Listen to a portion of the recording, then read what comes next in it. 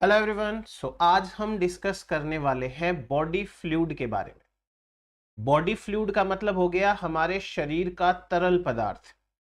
ये किन किन कंपोनेंट से बना हुआ है, कौन से कंपोनेंट का क्या काम होता है, ये सारी चीजें आज डिस्कस करेंगे अपन। तो अपन इंट्रोडक्शन के साथ में स्टार्ट करते हैं।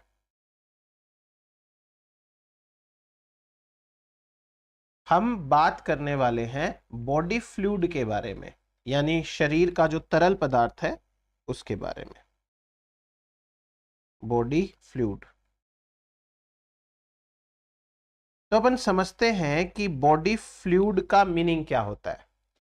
देखो, बॉडी फ्लूइड का मतलब होता है बॉडी का तरल, शरीर का या बॉडी का तरल या लिक्विड पार्ट ऑफ बॉडी, एक चीज।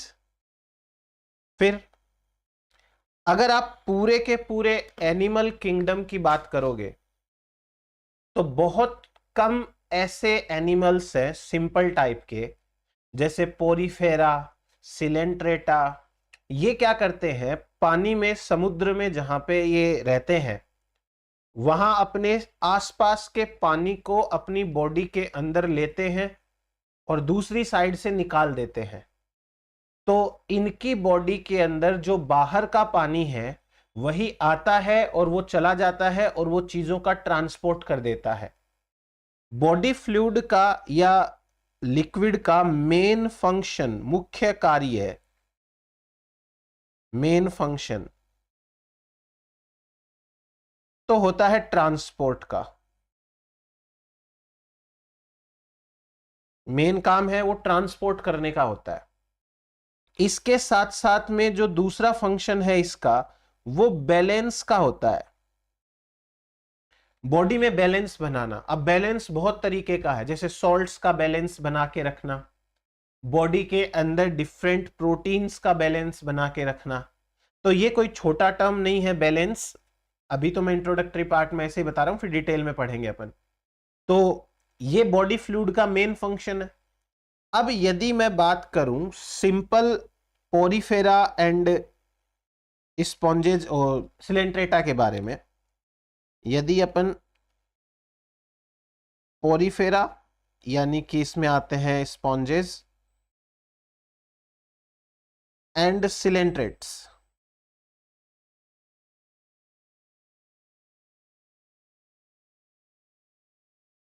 यदि अपन इनके बारे में बात करें तो ये क्या करते हैं, सराउंडिंग पानी को अपने अंदर लेते हैं, दूसरी साइड से निकाल देते हैं और उसी में इनका काम हो जाता है। सो दे सर्क्यूलेट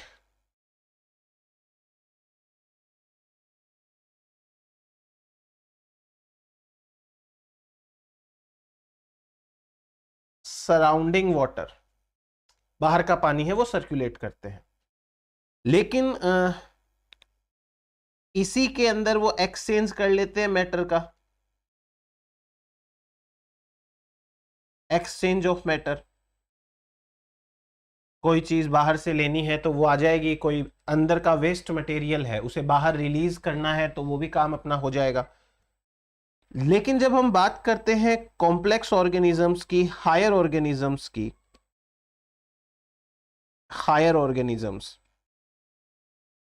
तो भाई इनके अंदर अपना खुद का एक वेल मेंटेन्ड बॉडी फ्लूइड होता है। इनके अंदर इंटरनल बॉडी फ्लूइड होता है, बॉडी फ्लूइड। ठीक है। अब आप देखना, मैक्सिमम जगह के ऊपर आपको यही लिखा हुआ मिलेगा कि बॉडी फ्लूइड है वो दो टाइप का होता है या दो अलग अलग टाइप के बॉडी फ्लूइड होते हैं। बट बेसिकली तीन टाइप होते हैं इसके, तीन टाइप्स हैं। जो सबसे मेन टाइप्स हैं वो दो हैं। एक तो है ब्लड, एक तो ब्लड है जो मेन है, और दूसरा लिम्फ। लिम्फ का मतलब हो गया बॉडी का जो इम्यूनिटी से रिलेटेड लिक्विड है वो लिम्फ। वैसे तो ब्लड भी है वो इम्यूनिटी से रिलेटेड होता है। अब तीसरा जो टाइप का फ्लूइड है उसे बोलते हैं प्लूरल फ्लूइड। Pleural fluid. अब आप इस प्लूरल फ्लूइड को थोड़ा सा ही समझ लीजिए, क्योंकि इतना ही ये होता है।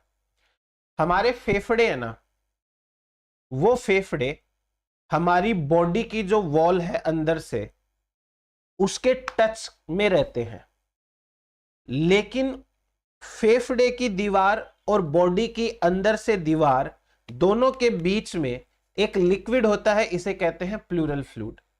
ये लिक्विड होना बहुत इंपॉर्टेंट है, क्योंकि यदि ये लिक्विड नहीं होगा तो फेफड़े की बाहर की दीवार और बॉडी के अंदर की दीवार, इन दोनों में रगड़क होगी, जिससे फेफड़े की दीवार है वो छिल जाती है, डैमेज हो जाती है। तो इस फ्लूइड का काम जो है वो सिर्फ इतना सा ही है। और आपको पता है इस फ्लूइड का वॉल्यूम कितना है, मतलब कितना होता है ये? हमारी बॉडी के अंदर ये 10 ml से लेके 20 ml, बस सोचो 10 ml 20 ml कितना होता है, इतना सा ये बॉडी फ्लूइड है, और काम का है ये भी। तो प्लूरल फ्लूइड कहां पाया जाता है? ये प्रेजेंट है between body wall and lung wall. आप इसी से समझ जाओगे ना इसका काम क्या ही हो सकता है। बॉडी की दीवार और फेफड़े की दीवार के बीच में है, तो क्या ही काम करेगा, समझ गए? इसका वॉल्यूम 10 ml से लेके 20 ml तक होता है। 10 ml से 20 ml वॉल्यूम, बस। और ये हेल्दी इंसान के हिसाब से अपन बात कर रहे हैं। तो ये हुआ अपने पास में एक बार के लिए बॉडी फ्लूइड के 3 टाइप्स है। आपको मैं फिर कह रहा हूं, बुक्स के अंदर 2 टाइप्स ही दिए हुए होते हैं। एग्जाम के अंदर ऐसा सवाल नहीं आएगा कि कितने टाइप के बॉडी फ्लूइड होते हैं। हाँ, ये जरूर आ जाएगा कि भाई बॉडी फ्लूइड में इनका नाम लिखा हुआ हो। तो आपको ये याद रखना है। अब नेक्स्ट अपन बात करते हैं सबसे पहले ब्लड के ऊपर। ब्लड, देखो ब्लड और लिम्फ दोनों अलग अलग वेसल्स के अंदर सर्कुलेट होते हैं। यानी हमारी बॉडी के अंदर 2 अलग टाइप के पाइप्स का सिस्टम है। एक तरीके के जो पाइप्स का सिस्टम है उसमें ब्लड रहता है, दूसरे के अंदर लिम्फ रहता है। अगर लिम्फ और ब्लड को आपस में चीजों का आदान प्रदान करना है तो बॉडी के अंदर का जो लिक्विड है उसमें चीजें छोड़नी पड़ेगी। जैसे मान लो ये एक ब्लड वेसल है, इसमें से ब्लड जाता है, और दूसरी वेसल है वो लिम्फ वेसल है, इसमें लिम्फ रहता है। अब कोई चीज लिम्फ में से ब्लड में जानी है या ब्लड से लिम्फ में आनी है तो सबसे पहले यहां पे उस चीज को छोड़ा जाएगा, फिर उसके बाद में ये लिम्फ में चली जाएगी, या लिम्फ से भी ऐसा ही किया जाएगा। ऐसा नहीं होता है कि आगे जाकर के ये दोनों ऐसे मिल जाती हैं तो अंदर ही अंदर मटेरियल एक्सचेंज, नहीं, ये चीज नहीं होती है। खैर, अभी अपन एक बार ब्लड के ऊपर बात करते हैं और ब्लड के बारे में जितनी भी चीजें हैं वो सारी समझ लेते हैं। ब्लड हमारी बॉडी के अंदर मुख्य रूप से हार्मोन का, गैसेस का और न्यूट्रिएंट्स का ट्रांसपोर्ट करता है। मुख्य रूप से हार्मोन का ट्रांसपोर्ट करता है, गैसेस का ट्रांसपोर्ट करता है और न्यूट्रिएंट्स का ट्रांसपोर्ट करता है। हालांकि ब्लड के अंदर आपको जो है वो इम्यून सेल्स भी मिल जाती है, और लिम्फ है वो मुख्य रूप से इम्यून सेल्स का इम्यूनिटी का ट्रांसफर करता है। पर अपन ब्लड के हिसाब से बात करेंगे। आपको एग्जाम में क्या क्या पूछा जा सकता है, मैं उस हिसाब से देखो सारी चीजें आपको समझाने की कोशिश करता हूं। ब्लड की स्टडी को क्या कहते हैं? ब्लड की स्टडी को कहते हैं हीमेटोलॉजी। ब्लड स्टडी को कहते हैं haematology. Haematology.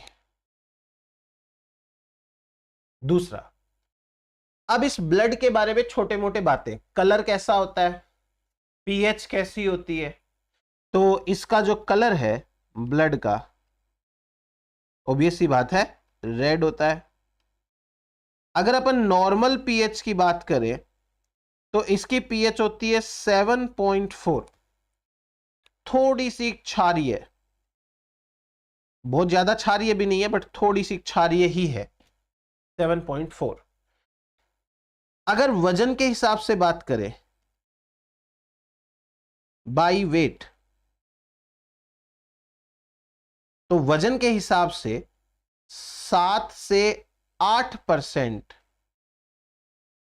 Of body weight, 7 से 8% है बॉडी वेट का, वो ब्लड होता है हमारा।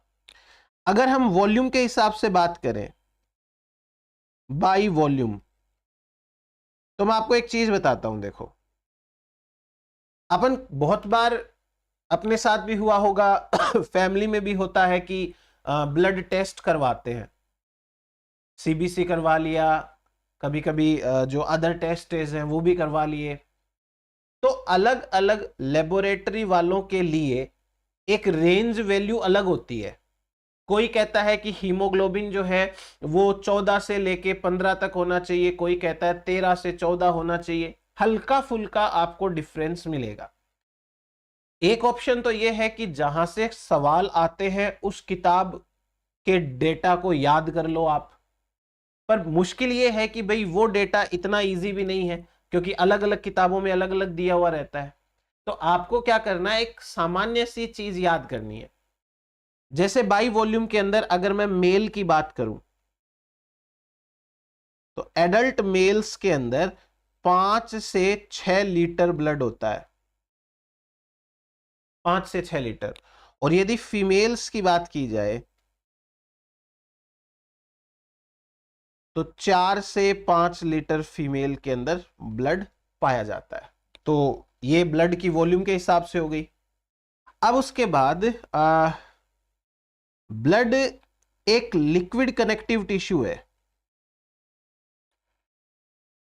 Liquid connective tissue.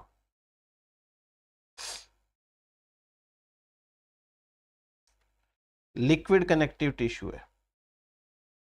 Connective tissue के अंदर फाइब्रस प्रोटीन होना बहुत जरूरी है, फाइब्रस प्रोटीन जैसे कोलेजन प्रोटीन है। लेकिन ब्लड के अंदर फाइब्रस प्रोटीन नहीं होते हैं, क्योंकि अगर ब्लड में फाइब्रस प्रोटीन होंगे तो उनमें आरबीसी उलझ जाएगी, डब्ल्यूबीसी उलझ जाएगी, तो गड़बड़ हो जाएगी ना। इसलिए फाइबर्स नहीं होने चाहिए।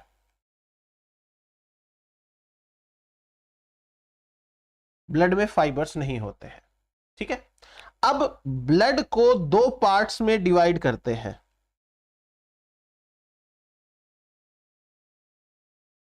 पार्ट्स ऑफ ब्लड, ब्लड के 2 पार्ट्स हैं। एक पार्ट को अपन बोलते हैं प्लाज्मा, प्लाज्मा, और जो दूसरा पार्ट है इसको अपन बोलते हैं formed element. Plasma mainly liquid part है, और जो फॉर्म्ड एलिमेंट है ये होते हैं सेल्यूलर पार्ट। सेल्स प्रेजेंट होती है तो ये सेल्यूलर पार्ट है। चीज समझ में आई दोनों के अंदर, लिक्विड पार्ट और सेल्यूलर पार्ट। अब अपन एक एक करके बात करेंगे। यदि अपन टोटल ब्लड के हिसाब से बात करें तो 55% तो होता है उसमें प्लाज्मा, और 45% होता है उसके अंदर फॉर्म्ड एलिमेंट यानी कि सेल्यूलर वाला पार्ट। अब आपको मैं प्लाज्मा के हिसाब से पहले बात कर लेते हैं अपन। प्लाज्मा सुनिएगा ध्यान से। मान लो अपन ने क्या किया, एक इंसान के बॉडी से ब्लड निकाला और ब्लड निकाल के उसे सेंट्रीफ्यूगेशन में डाला, सेंट्रीफ्यूगेशन में। तो आप देखना जब सेंट्रीफ्यूगेशन में ब्लड को डाला जाता है तो इस ब्लड में, इस टेस्ट ट्यूब के अंदर 3 लेयर्स बन जाती है। एक लेयर बनती है ऊपर ही ऊपर हल्के पीले रंग की, हल्के पीले रंग की एक लेयर बनती है, ये प्लाज्मा होता है। फिर उसके बाद में एक छोटी सी पतली सी लेयर बनती है, व्हाइट कलर की सी होती है वो, उसमें WBC प्लेटलेट्स होते हैं। और फिर सबसे नीचे रेड कलर की लेयर होती है और इसे हम कहते हैं RBC या इरिथ्रोसाइट्स। तो मेनली बात की जाए तो ब्लड के अंदर ये तो है प्लाज्मा पार्ट, लिक्विड, इसे कहते हैं बफी कोट, इसका नाम है बफी कोट। इस बफी कोट के अंदर ल्यूकोसाइट्स होती हैं, ल्यूकोसाइट्स मतलब WBC, न्यूट्रोफिल, बेसोफिल, इयोसिनोफिल सारे आ गए, और प्लेटलेट्स होती हैं, प्लेटलेट्स। ये ज्यादा नहीं होता, 1% के आसपास होता है, और 55% ये होता है, 55% में ये आ जाएगा। और नीचे जो है वो होता है एरिथ्रोसाइट्स, एरिथ्रोसाइट्स 44% के आसपास। वैसे इसी को मेनली अपन 45% बोलते हैं, 45% इसी को बोला जाता है। तो ये हुआ एक बार ब्लड के अंदर जो मटेरियल है उसमें। अब अपन प्लाज्मा के बारे में बात करते हैं। यदि मैं बात करूं प्लाज्मा की, तो प्लाज्मा एक लिक्विड पार्ट है, और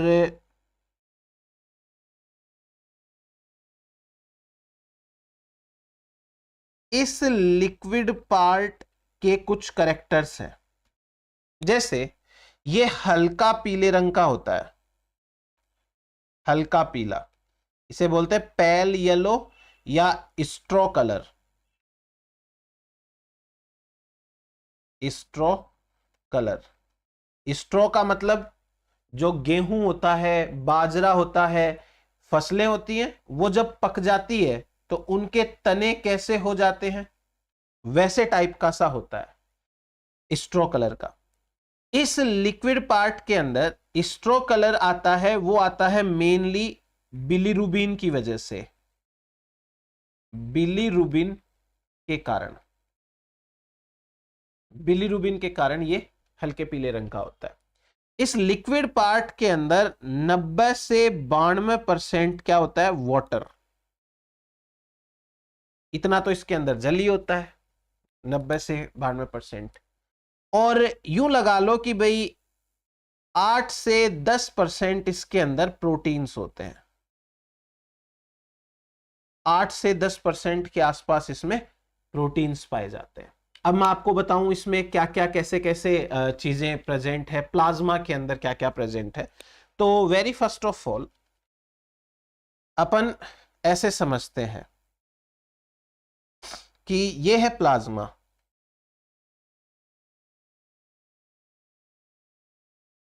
प्लाज्मा। अब इस प्लाज्मा में क्या क्या है देखो। सबसे पहले प्लाज्मा के अंदर बहुत सारे न्यूट्रिएंट घूमते रहते हैं। ब्लड के अंदर न्यूट्रिएंट होते हैं ना, न्यूट्रिएंट्स। अगर न्यूट्रिएंट्स में मैं बात करूं तो जैसे ग्लूकोज है, ये होता है। जैसे अमाइनो एसिड है, ये होते हैं। जैसे लिपिड्स है, केराटीन है, जैसे यूरिया है हल्का फुल्का, और अमोनिया है। तो भाई प्लाज्मा के अंदर न्यूट्रिएंट के नाम पे ये सारी चीजें हैं। प्लाज्मा के अंदर एक इंपॉर्टेंट एंटीकोगुलेंट होता है हेपारिन, एंटी कोगुलेंट और उस एंटीकोगुलेंट का नाम है हेपारिन। हेपारिन को बेसोफिल सेल्स है या मास्ट सेल्स है वो स्रावित करती है। बेसोफिल या मास्ट सेल द्वारा स्रावित।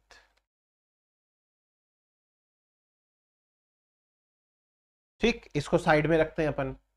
फिर उसके बाद में इसमें प्रेजेंट होते हैं डिफरेंट टाइप के प्रोटेक्टिव सब्सटेंस, डिफेंस केमिकल्स बोल सकते हो आप इनको, डिफेंस केमिकल्स। डिफेंस केमिकल्स का मतलब जो हमारे शरीर की सुरक्षा करेंगे विभिन्न प्रकार के हानिकारक चीजों से। जैसे डिफेंस केमिकल के नाम पे इसमें होता है एंटीबॉडीज, एंटीबॉडीज पाई जाती हैं। एंटीबॉडीज को आप ग्लोब्यूलिन बोल सकते हो, गामा ग्लोब्यूलिन, गामा ग्लोब्यूलिन। ठीक है। डिफेंस केमिकल के नाम पे यहां पाया जाता है लाइसोजाइम, लाइसोजाइम। लाइसोजाइम है वो बैक्टीरिया को किल करता है, तो एक तरीके से ये भी सुरक्षा देता है। एक और केमिकल है जिसका नाम है प्रोपेडिन, प्रोपेडिन। तो ये डिफेंस केमिकल्स के नाम पे पदार्थ पाए जाते हैं। अब आते हैं मेन अपन प्लाज्मा के प्रोटीन पार्ट पे। यही ज्यादा जरूरी भी है, वैसे तो सारी चीजें ही जरूरी है, प्रोटीन पार्ट पे। देखो, प्रोटीन के नाम पे 4 तरीके के मेन प्रोटीन्स होते हैं। पहला प्रोटीन है फाइब्रिनोजन, फाइब्रिनोजन। दूसरा प्रोटीन है ग्लोब्यूलिन। तीसरा प्रोटीन है प्रोथ्रोम्बिन, प्रोथ्रोम्बिन। चौथा प्रोटीन है एल्बुमिन, एल्बुमिन। अब एल्बुमिन प्रोटीन ही सबसे ज्यादा मात्रा में पाया जाने वाला प्रोटीन होता है। मैं आपको ये सारी चीजें जो है वो डिटेल में बता दूंगा, अभी आप एक बार जितना मैं बोल रहा हूं उतना आप समझने की कोशिश करें इसके अंदर। क्लियर हुआ ये प्लाज्मा में क्या क्या चीजें होती हैं। अब अपन बात करते हैं फाइब्रिनोजन के बारे में कि भाई फाइब्रिनोजन की क्या खास बात है।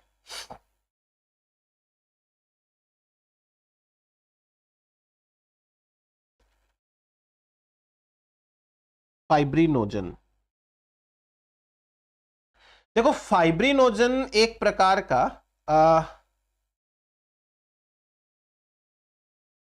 इनएक्टिव नेचर का प्रोटीन होता है। ये एक इनएक्टिव प्रोटीन है, इनएक्टिव प्रोटीन।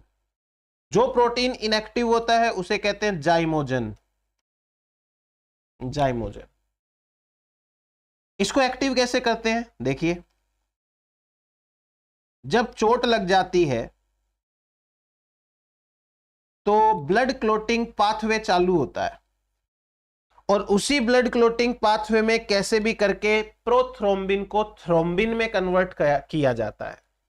और जब थ्रोम्बिन एक्टिवेट हो जाता है तो थ्रोम्बिन क्या करता है, इसको तोड़ता है। और जब फाइब्रिनोजन टूट जाता है तो यह बनता है फाइब्रिन, और फाइब्रिन जो है वो एक जाल सा बना लेता है और ब्लड क्लोटिंग करता है। तो फाइब्रिनोजन का एक बार मुख्य काम ये समझे, ठीक है ये चीज। तो ये हुआ एक फाइब्रिनोजन के बारे में। दूसरा टाइप का जो प्रोटीन है उसकी बात करते हैं। अच्छा, फाइब्रिनोजन है, इसकी मात्रा होती है 0.3% के आसपास, 0.3% ही होता है ये। फाइब्रिनोजन लार्जेस्ट प्रोटीन है प्लाज्मा का, बड़ी साइज का। ये लार्जेस्ट प्रोटीन है ऑफ प्लाज्मा। और इसका सिंथेसिस लीवर में होता है, लीवर में बायोसिंथेसिस। फिर लीवर से ये ब्लड में डाल दिया जाता है और ब्लड में घूमता रहता है ये। तो ये फाइब्रिनोजन के बारे में इतनी बात आपको याद रखनी है। फाइब्रिनोजन के बाद में अपन बात करते हैं प्रोथ्रोम्बिन की। प्रोथ्रोम्बिन,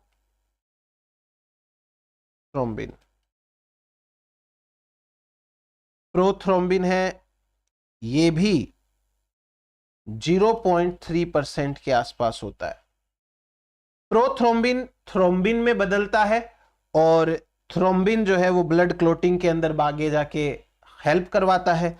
तो ये भी ब्लड क्लोटिंग में हेल्प कराता है, ब्लड क्लोटिंग में हेल्प। समझ में आ गई बात आपको ये? फिर अपन आते हैं ग्लोबुलिन प्रोटीन के ऊपर। ग्लोबुलिन प्रोटीन, ग्लोबुलिन प्रोटीन 2% से लेके 2.5% तक होते हैं। 2% से 2.5% तक के ये ग्लोबुलिन होते हैं। वैसे देखा जाए तो ग्लोबुलिन 3 तरीके के होते हैं, 3 टाइप्स। पहला जो है इसे कहते हैं अल्फा ग्लोबुलिन, अल्फा ग्लोबुलिन। दूसरा है इसे कहते हैं बीटा ग्लोबुलिन, और जो तीसरा है इसे कहते हैं गामा ग्लोबुलिन। जो गामा ग्लोबुलिन है वो एंटीबॉडी होती है, जैसे IgA, IgD, IgE, IgG और IgM। ये सारी की सारी जो एंटीबॉडीज हैं, इन्हीं को तो अपन क्या कहते हैं, गामा ग्लोबुलिन कहते हैं।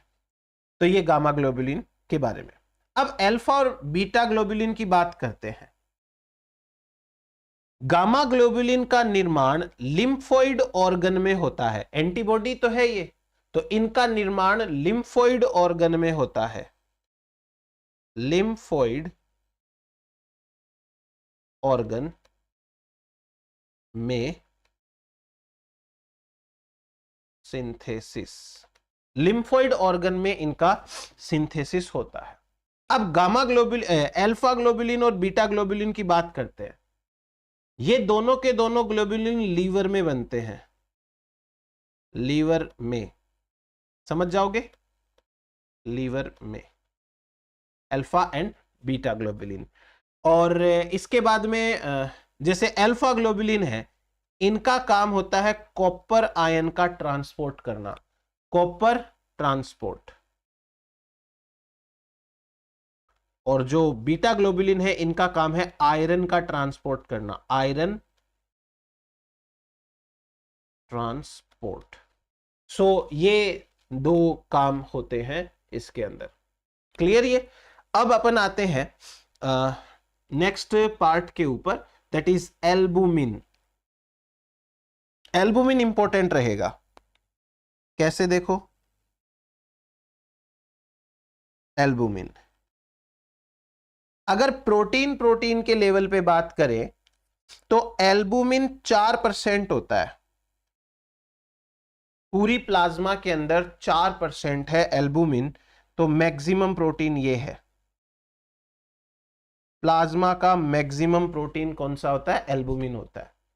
फिर एल्बुमिन वैसे देखा जाए तो स्मॉलेस्ट प्रोटीन है, साइज के हिसाब से ये स्मॉलेस्ट प्रोटीन है। तो ये एक और चीज हो गई अपने पास। अब मैं आपको एक चीज बताता हूं जो ध्यान से आपको सुननी है और समझनी है। हमारी बॉडी के अंदर जितना भी लिक्विड है, वो लिक्विड जब बहता है, मूव करता है, तो वो अपने साइड में प्रेशर लगाता है। आप ऐसे समझो कि यदि एक पाइप के अंदर पानी है, वो बहता है, तो पानी के बहाव से पाइप के ऊपर एक दबाव पड़ता है, ठीक है। अब जो टोटल दबाव पड़ता है उसे तो अपन ब्लड प्रेशर बोलते हैं। पूरे ब्लड का कितना प्रेशर है उसे ब्लड प्रेशर बोलते हैं। लेकिन ब्लड के पूरे प्रेशर में से विशेष रूप से एल्बुमिन द्वारा कितना प्रेशर लगाया जा रहा है उसे हम बोलते हैं ऑन्कोटिक प्रेशर, या उसे हम बोलते हैं ब्लड कोलोइड प्रोटीन प्रेशर, या उसे हम बोलते हैं प्रोटीन का प्रेशर। समझिए बात को, पूरा ब्लड जितना टोटल प्रेशर लगाएगा उस टोटल प्रेशर में से विशेष रूप से एल्बुमिन द्वारा कितना प्रेशर लगता है उसे हम कहते हैं ऑन्कोटिक प्रेशर, और यही ऑन्कोटिक प्रेशर पूरे ब्लड प्रेशर को कंट्रोल करता है। तो चीज समझ में आई। अब मैं आपको ये लिख के समझा देता हूं। जैसे बात करें इसके बारे में, तो एल्बुमिन जो है वो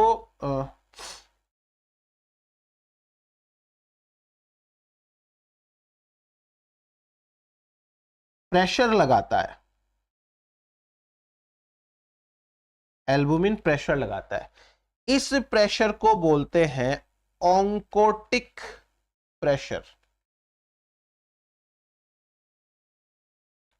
या इस प्रेशर को अपन बोलते हैं ब्लड कोलोइड ऑस्मोटिक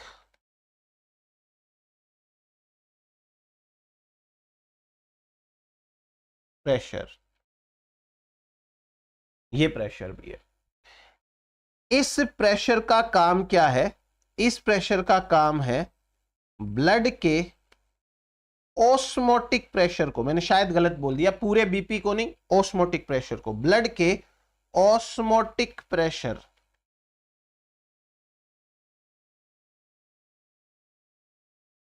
को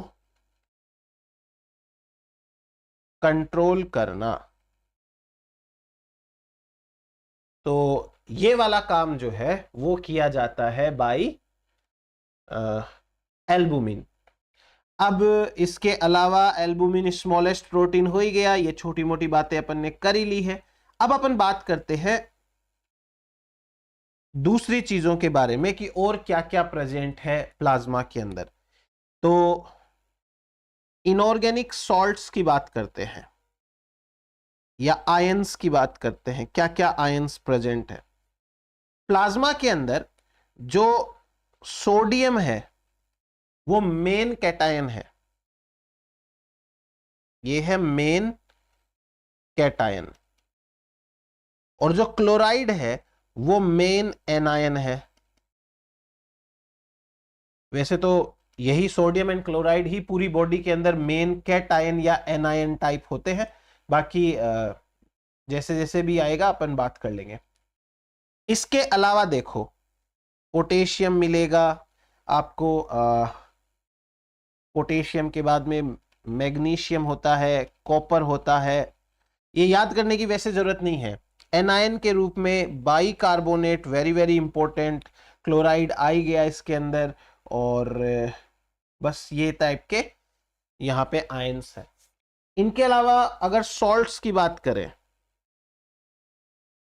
तो सॉल्ट्स के रूप में सोडियम क्लोराइड होता है, कैल्शियम क्लोराइड होता है, मैग्नीशियम क्लोराइड होता है, और सोडियम बाइकार्बोनेट है वो भी होता है। ये सब प्रेजेंट है। इनके अलावा गैसेस भी प्रेजेंट होती है थोड़ी बहुत। वैसे तो गैसेज है वो घुलनशील नहीं है तो नहीं हो पाती उतनी, बट होती है। जैसे ऑक्सीजन गैस हो गई, कार्बन डाइऑक्साइड गैस हो गई, और नाइट्रोजन गैस हो गई। तो ये और चीजें हैं जो ब्लड के प्लाज्मा के अंदर प्रेजेंट होती है, और इससे हमें टोटल 55% पार्ट है वो कंप्लीट होता है। अब हम आते हैं फॉर्म्ड एलिमेंट के ऊपर। देखो यहां तक तो अपनी क्या बात हो गई प्लाज्मा के बारे में। यदि हम बॉडी के पूरे फ्लूइड के हिसाब से बात करें तो बॉडी का जो पूरा फ्लूइड होता है वो 3 पार्ट में होता है। एक तो ब्लड हो गया, एक लिम्फ हो गया, और एक प्लूरल फ्लूइड हो गया। प्लूरल फ्लूइड थोड़ा सा ये 10 से 20 ml होता है हमारी छाती के अंदर, वो लंग्स को और बॉडी वॉल के बीच में प्रेजेंट होता है, तो घर्षण से बचाने का काम करता है। ये अगर कम हो जाए ना तो अपने शरीर, मतलब ये लंग्स वाला एरिया वो दुखने लगता है बहुत ज्यादा। और ब्लड एंड लिम्फ है वो इंपॉर्टेंट होते हैं। लिम्फ में, अब पहले अपन ब्लड की बात करते हैं। तो ब्लड अगर अपन निकालें इंजेक्शन से और फिर सेंट्रीफ्यूगेशन में घुमाएं तो 3 बैंड्स या 3 एरिया बनते हैं। ऊपर वाला प्लाज्मा हल्के पीले रंग का होता है, फिर बफी कोट करके होता है, और एक इरिथ्रोसाइट होता है। प्लाज्मा 55% होता है। प्लाज्मा मेन लिक्विड होता है, और इस मेन लिक्विड के अंदर क्या क्या चीजें हैं वो सारी की सारी मैंने आपको बता दी। इनके प्रोटीन्स के नाम थोड़े से आप याद रखना। और अब अपन आते हैं फॉर्म्ड एलिमेंट्स के ऊपर। फॉर्म्ड एलिमेंट्स, फॉर्म्ड एलिमेंट्स का मतलब हो गया सेल्यूलर पार्ट।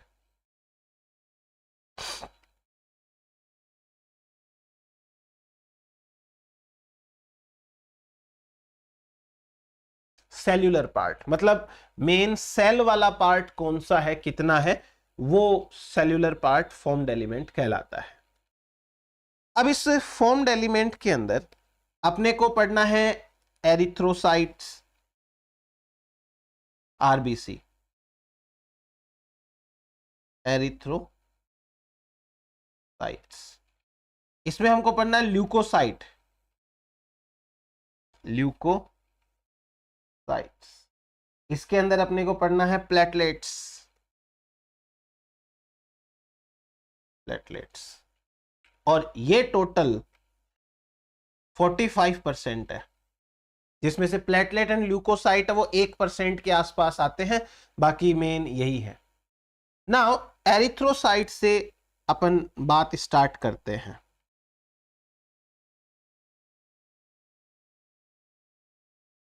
एरिथ्रोसाइट्स, एरिथ्रोसाइट्स को आप आरबीसी भी बोल सकते हो। इस एरिथ्रोसाइट के बारे में पहले कुछ इंपॉर्टेंट फैक्ट्स जान लेते हैं। जैसे अगर अपन तीनों टाइप के सेल्स की बात करें, आरबीसी, डब्ल्यूबीसी, प्लेटलेट्स, तो सबसे ज्यादा अमाउंट इनका होता है। तो ये होती हैं मोस्ट अबंडेंट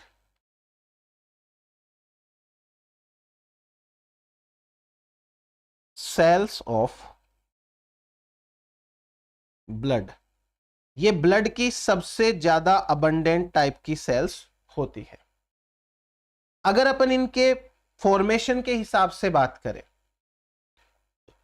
तो फॉर्मेशन में देखो, ये मान लो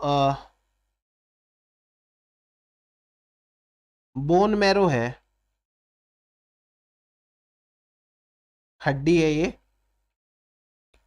और इस बोन मैरो के अंदर एक सेल है।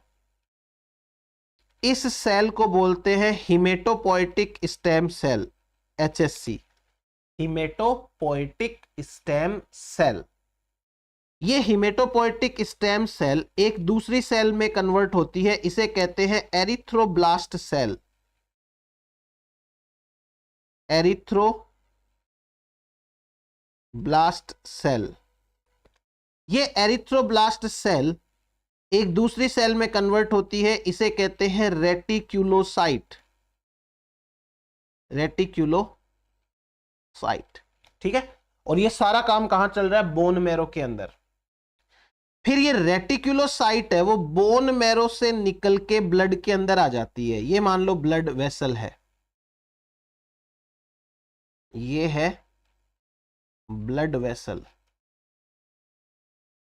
और ये सारी प्रक्रिया चल रही है बोन मैरो में। तो रेटिक्यूलोसाइट सेल कहां पे आ गई, ये आ गई अपनी ब्लड के अंदर। अब ये रेटिक्यूलोसाइट सेल है वो बन जाती है मैच्योर आरबीसी, मैच्योर आरबीसी। तो अपन मैच्योर आरबीसी के हिसाब से बात करेंगे। आपसे से ज्यादा अगर आउट ऑफ सिलेबस टाइप का सवाल पूछा जाए तो ये पूछ सकते हैं कि बोन मैरो से कौन सी सेल आती है ब्लड के अंदर, आरबीसी वाले लाइन के अंदर। तो रेटिक्यूलोसाइट है वो बोन मैरो छोड़ करके ब्लड में आ जाती है, और ब्लड के अंदर आके ये मैच्योर हो जाती है, तो आरबीसी बन जाती है। अब मैं सारी बातें आरबीसी, मैच्योर आरबीसी के हिसाब से एक बार बात करता हूं तो आपको समझ में आएगा। देखो, ब्लड के निर्माण की जो प्रक्रिया है, ब्लड सिंथेसिस, इस ब्लड सिंथेसिस को बोलते हैं हिमेटोपोएसिस। हिमेटोपोएसिस, ठीक है। लेकिन आरबीसी के निर्माण की प्रक्रिया, आरबीसी की जो सिंथेसिस है इसे कहते हैं एरिथ्रोपोएसिस।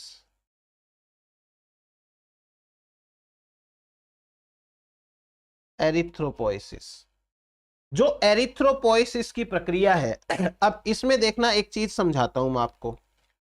जैसे सपोज करो कि अपन हाइट पे गए पहाड़ के ऊपर घूमने, या मान लो हम जिस एरिया में रह रहे हैं उस एरिया में किसी कारण से जो है वो ऑक्सीजन लेवल कम हो गया, तो कंडीशन को बोलते हैं हाइपोक्सिया।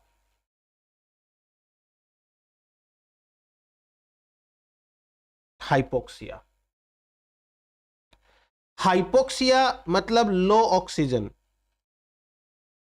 जब ये कंडीशन आती है बॉडी के अंदर, तो ये कंडीशन एक तो किडनी को एक्टिवेट करती है और दूसरा ये लीवर को सिग्नल देती है। लीवर एंड किडनी दोनों को सिग्नल देती है। इस कंडीशन के अंदर लीवर और किडनी दोनों एक हार्मोन का निर्माण करते हैं, लेकिन उसका 90% तो किडनी बनाता है और 10% ही बनाता है लीवर। इस हार्मोन का नाम है एरिथ्रोपोएटिन। ये एरिथ्रोपोएटिन हार्मोन है, और जो एरिथ्रोपोएटिन हार्मोन है ये एरिथ्रोपोएसिस करवाता है। समझना बात को। तो आपसे मैक्सिमम ये चीज पूछी जा सकती है कि कौन सा हार्मोन करवाता है एरिथ्रोपोएसिस। एरिथ्रोपोएटिन कौन रिलीज करता है? पहली बात, किडनी एंड लीवर दोनों करते हैं। अगर एग्जाम के अंदर दोनों ऑप्शंस अलग अलग ऑप्शन में हो तो आप किडनी सेलेक्ट करके आना, लेकिन ऐसा नहीं करना चाहिए सवाल बनाने वाले को, क्योंकि ये गलत बात है। लीवर भी इसका सिंथेसिस करता है। अब अपन एक मैच्योर आरबीसी के पॉइंट ऑफ व्यू से बात करते हैं। मैच्योर आरबीसी,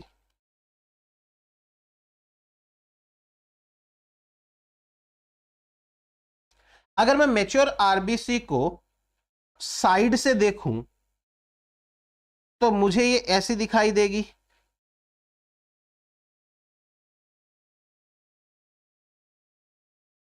ऐसे, एक तो होता उत्तल दर्पण, एक होता अवतल दर्पण।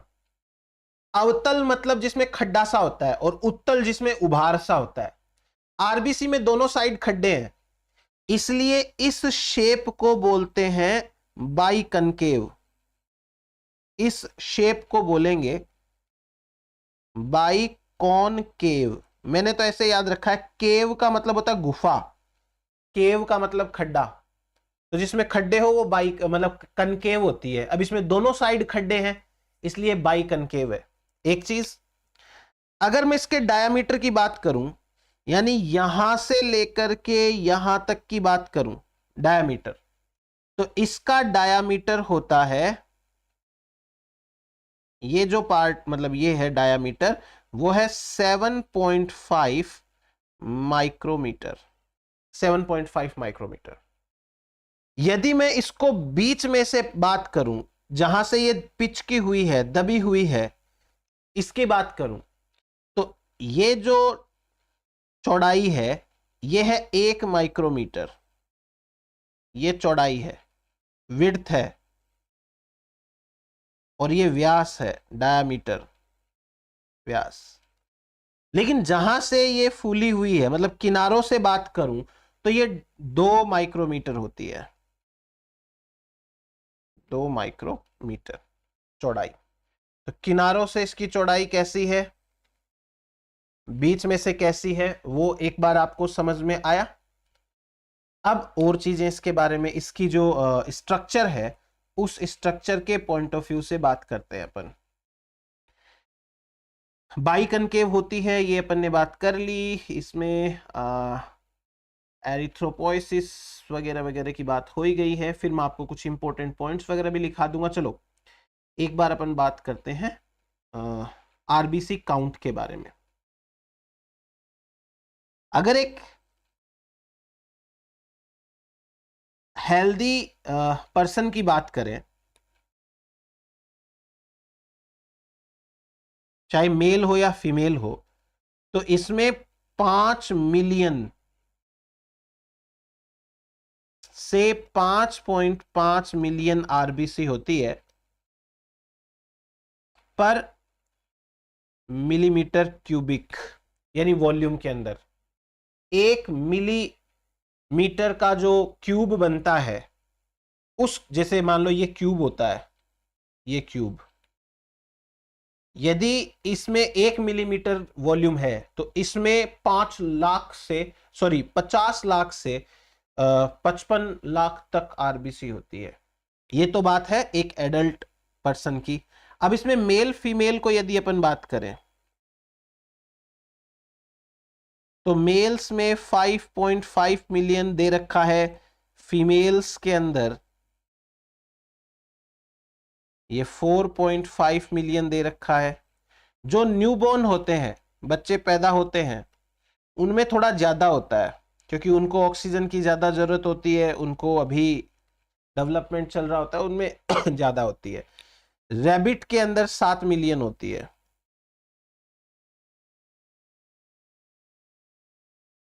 Seven million. और फ्रॉग्स हैं, इनके अंदर 0.4 मिलियन। और इन सब के अंदर आपको +- 1 मिलियन कर लेना है। तो ये थोड़ा सा याद रखने वाली सी बात है, इसलिए मैंने आपको बता दी है। नाउ ये जो बाई कनकेव शेप है, इससे सरफेस एरिया बढ़ जाता है, सरफेस एरिया इंक्रीज हो जाता है। आरबीसी के अंदर न्यूक्लियस एब्सेंट होता है, नो न्यूक्लियस, तो इसे ई न्यूक्लिएटेड सेल बोलते हैं। ये ई न्यूक्लिएटेड सेल कहलाती है। फिर एक चीज समझाता हूं, जब बच्चा एम्ब्रियो स्टेज में होता है, एम्ब्रियो स्टेज में,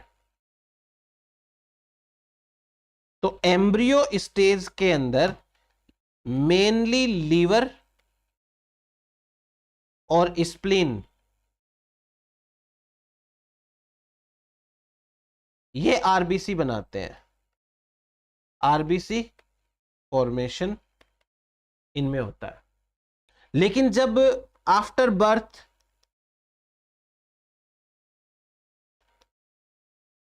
और बाद में हमेशा life time, after birth to life time, life time कौन बनाएगा? Bone marrow. अब बोन मैरो जो है वो भी सारी की सारी बोन मैरो नहीं, कुछ सेलेक्टेड हड्डियां हैं उनकी, जैसे वर्टिब्री कॉलम जो होता है हमारे रीढ़ की हड्डी में, जो पॉइंट्स हैं, मतलब जंक्शंस है ना, जॉइंट्स, वो बनाते हैं वर्टिब्री। जो हमारी पसलियों के बीच की ये सामने वाली हड्डी, स्टर्नम बोलते हैं इसको, स्टर्नम, इसकी बोन मेरो बनाती है। पसलियां हमारी हैं, रिब्स, इनकी बोन मेरो बनाती हैं। और जो हमारे शरीर की मोटी बड़ी हड्डियां हैं, ह्यूमरस और फीमर, ये बनाती हैं, ह्यूमरस एंड फीमर। तो बोन मेरो मतलब ये आरबीसी बनाने का ठेका इनका है। फिर बोन मेरो को 2 टाइप में डिवाइड करते हैं, मतलब समय बढ़ने के साथ साथ बोन मैरो 2 प्रकार की हो जाती है। ऐसे कोई एरिया, मतलब ऐसे नहीं 2 टाइप है, सेम बोन मैरो है, बट जैसे सपोज करो कि ये हड्डी है हाथ की, अब इस पूरी हड्डी के अंदर ह्यूमरस इतनी बड़ी है, लेकिन समय के साथ साथ जो बीच वाला एरिया होगा ना, उसकी बोन मैरो आरबीसी नहीं बनाएगी। ऊपर से थोड़ा सा और नीचे से थोड़ा सा एरिया है, उसकी आरबीसी, उसकी बोन मैरो आरबीसी बनाएगी। तो हम बोन मैरो को 2 पार्ट में डिवाइड करेंगे, एक रेड बोन मैरो और एक होती है yellow bone marrow. Red bone marrow और येलो बोन मैरो, ये दो है। रेड बोन मैरो वो बोन मैरो है जिसमें आरबीसी बनती है, आरबीसी बनती है, और येलो बोन मैरो वो है जिसमें आरबीसी नहीं बनती। तो बस शरीर की ज्यादातर बोन मैरो है वो येलो बोन मैरो ही है, क्योंकि शरीर की ज्यादातर बोन मैरो के अंदर आरबीसी नहीं बनती है। ये चीज क्लियर हो गई अपने। फिर और चीजें देखते हैं। देखो आरबीसी की जो प्लाज्मा मेम्ब्रेन है, आरबीसी प्लाज्मा मेम्ब्रेन,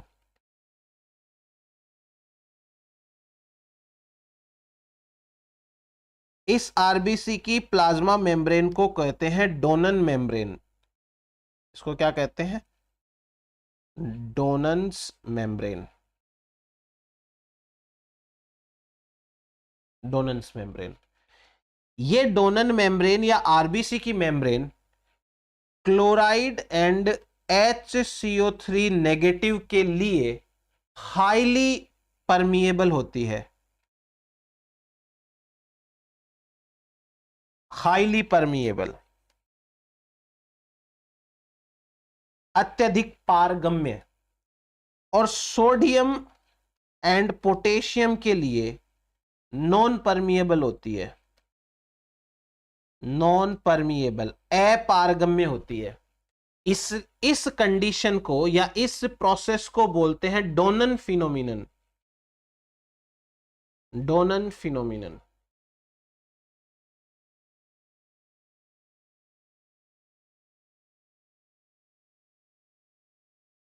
डोनन फिनोमिनन बोलते हैं कि आरबीसी की जो मेम्ब्रेन है वो दो आयंस के लिए, नेगेटिव आयंस के लिए बहुत ज्यादा पारगम्य है, और जो कैट आयंस है उनके लिए बहुत कम पारगम्य है। तो इसे हम बोलते हैं डोनन्स फिनोमिनन। ये चीज अपन ने बात कर ली।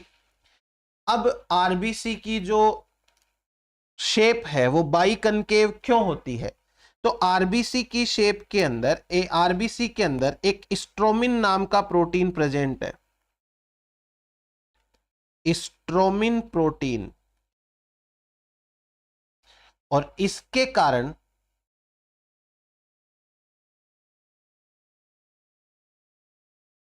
बाई कनकेव होती है, इसी के कारण ये बाई कनकेव है। आरबीसी के अंदर और कोई कोशिकांग नहीं है, नो सेल ऑर्गेनिल्स। अब वो कोशिकांग चाहे माइटोकॉन्ड्रिया हो, चाहे ये गोल्जी बॉडी हो, कुछ नहीं है। ग्लाइकोलाइसिस तो चल सकती है, क्योंकि ग्लाइकोलाइसिस चलाने के लिए सिर्फ साइटोसोल चाहिए, वो है, बाकी कोशिकांग नहीं है। तो यहां क्रैब साइकिल नहीं चलती, माइटोकॉन्ड्रिया नहीं है, तो यहां पे क्रैब साइकिल नहीं चलती, क्रैब साइकिल एब्सेंट होती है। चीज समझ में आ गई आपको? फिर उसके बाद और चीजें देखते हैं। क्रैब साइकिल एब्सेंट है। अच्छा, एक चीज बताता हूं आपको। एक प्रकार की आरबीसी है जिसे कहते हैं मैक्रो साइट, मैक्रोसाइट, बड़ी साइज। मैक्रोसाइट का मतलब हो गया लार्ज आरबीसी। ऐसा कैसे हुआ? ऐसा इसलिए हुआ कि जब बॉडी के अंदर विटामिन B12 की कमी हो जाती है, की डेफिशिएंसी हो जाती है, तो आरबीसी फूल जाती है। ऐसा क्यों? क्योंकि आरबीसी, विटामिन B12 है वो आरबीसी मैच्यूरेशन के लिए जरूरी है, आरबीसी मैच्यूरेशन के लिए जरूरी। और जब तक आरबीसी मैच्योर नहीं होगी वो ऐसे पिचकी हुई सी नहीं बनेगी, तो बड़ी रहेगी, फूली हुई। आरबीसी के मैच्यूरेशन के लिए फॉलिक एसिड भी जरूरी है, तो फॉलिक एसिड की कमी से भी ऐसा हो जाता है। फिर दूसरी एक कंडीशन समझो, माइक्रोसाइट। माइक्रोसाइट का मतलब स्मॉल आरबीसी। आरबीसी यदि छोटी हो जाए तो उसे हम माइक्रोसाइट बोलते हैं। ये आयरन की कमी से होती है, आयरन की कमी से, क्योंकि आयरन हीमोग्लोबिन बनाने के काम आएगा, वो मैं बाद में भी बताऊंगा। तो ये एक चीज अपने को ध्यान रखनी होती है इसके अंदर। फिर उसके बाद में एक कंडीशन है, इस कंडीशन को बोलते हैं यूरेमिया। यूरेमिया का मतलब जब आरबीसी हर किसी शेप की हो जाए, irregular shape, RBC become irregular, तो इसे हम कहते हैं यूरेमिया कंडीशन। ओके, और देन और नेक्स्ट कुछ छोटे मोटे पॉइंट्स हैं, वो अपन बात कर लेते हैं। जैसे आरबीसी की फॉर्मेशन को एरिथ्रोपोइसिस बोल दिया, एरिथ्रोपोइटिन की बोल दी अपन ने बात। एरिथ्रोपोइटिन किडनी और लीवर बनाता है। अच्छा, इससे पहले एक और चीज बताता हूं, एम्ब्रियो के अंदर भी, एम्ब्रियो से भी पहले फर्स्ट आरबीसी योक सैक बनाता है, योक सैक द्वारा। पहली आरबीसी योक सैक द्वारा निर्माण किया जाता है। फिर आरबीसी को यदि तोड़ना है, RBC destroyed in spleen, spleen के अंदर आरबीसी को तोड़ा जाता है, तो इसे हम कहते हैं ग्रेवयार्ड ऑफ आरबीसी। आरबीसी को दफना दिया जाता है, तोड़ दिया जाता है इसमें। अच्छा, स्प्लीन के अंदर अगर बहुत ज्यादा आरबीसी है तो उसे स्टोर भी करता है ये, जरूरत से ज्यादा आरबीसी हो जाए तो इसको स्टोर किया जाता है इन स्प्लीन। इसलिए स्प्लीन को कहते हैं blood bank of body, blood bank of body. तो ये भी इसका एक नाम हो गया। और बस ये तो एक चीज है। एक और चीज समझिए, यदि आरबीसी की मात्रा बढ़ जाए, जरूरत से ज्यादा आरबीसी, तो इस कंडीशन को बोलते हैं पॉलीसाइथेमिया, पॉलीसाइथेमिया।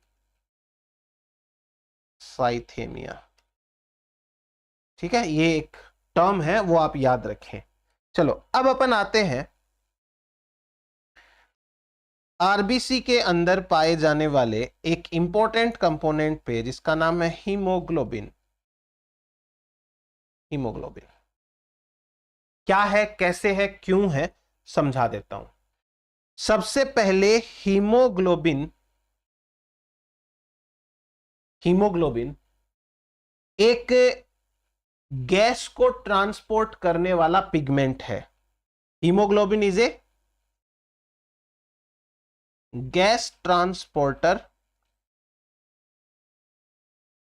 पिगमेंट है, गैस का ट्रांसपोर्ट करने वाला एक पिगमेंट होता है। एक चीज। दूसरी चीज, इसके दो पार्ट्स होते हैं, टू पार्ट्स। एक पार्ट है उसे कहते हैं ग्लोबिन पार्ट, और दूसरा पार्ट है इसे कहते हैं haem part, globin and haem. अब जो ग्लोबिन है, ये पार्ट एक प्रोटीन पार्ट होता है, ये प्रोटीन है, और ये प्रोटीन है तो न्यूक्लियस में इसके जीन होते हैं, जीन द्वारा इसका निर्माण होता है। ये होता है alpha globin, beta globin, gamma, delta, epsilon, एक होता है जीटा, इसको बोलते हैं जीटा। इतने प्रकार के ग्लोबिन के टाइप्स होते हैं, alpha, beta, gamma, delta, epsilon, zeta. Haem जो है वो आयरन वाला पार्ट है, iron containing part, iron containing part. कैसे देखो, सेंटर में एक आयरन होगा और उस आयरन से 4 ऐसे पायरोल वलय, पायरोल रिंग जुड़ती है, तो इसे कहते हैं tetra pyrrole, tetra pyrrole.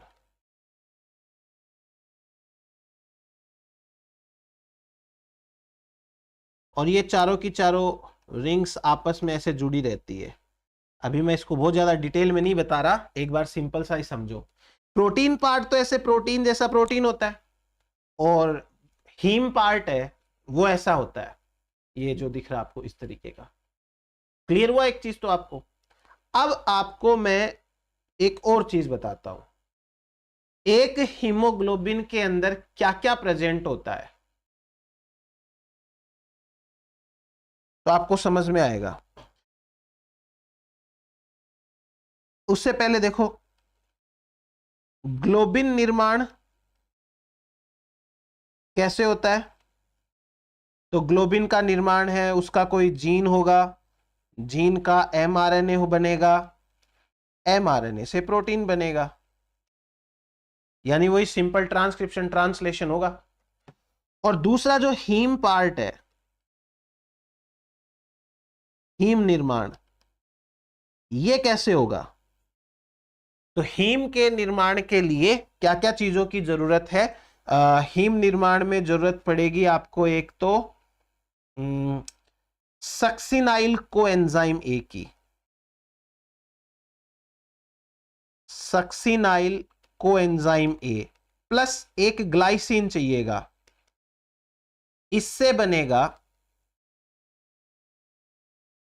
Delta amino लेवुलिनिक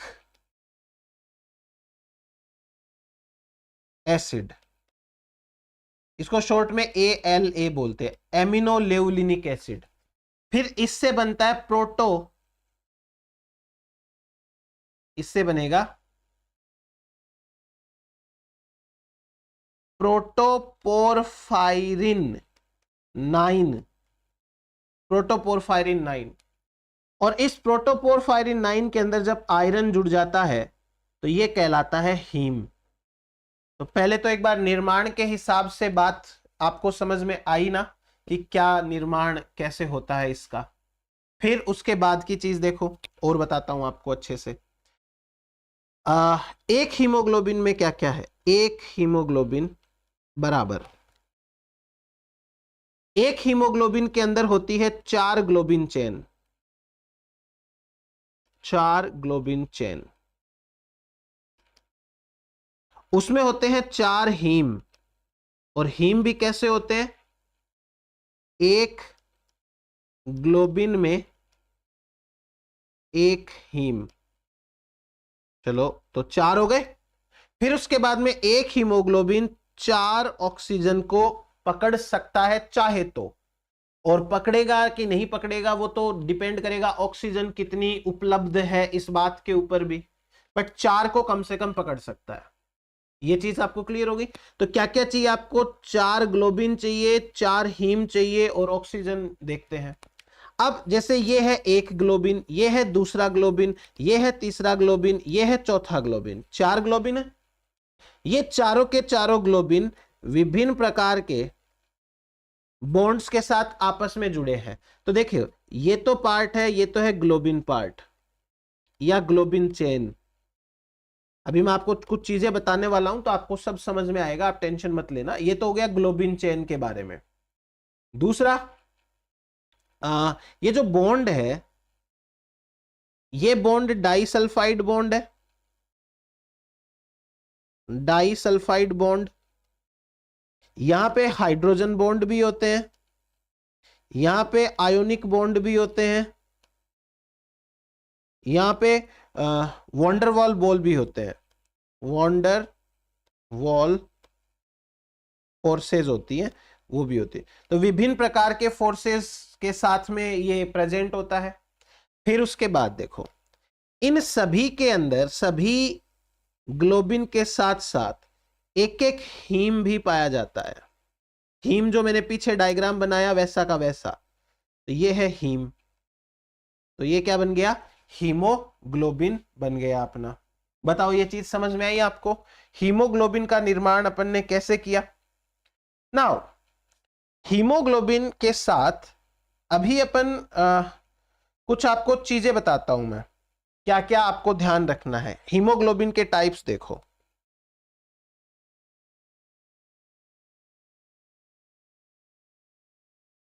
types of haemoglobin. Haemoglobin के कुछ टाइप्स हैं, जैसे यदि हम सबसे पहले बात करें, सबसे पहले मतलब जब एम्ब्रियो स्टेज के अंदर होता है तब अपन बात करें एम्ब्रियो स्टेज में, तो एक सेकंड,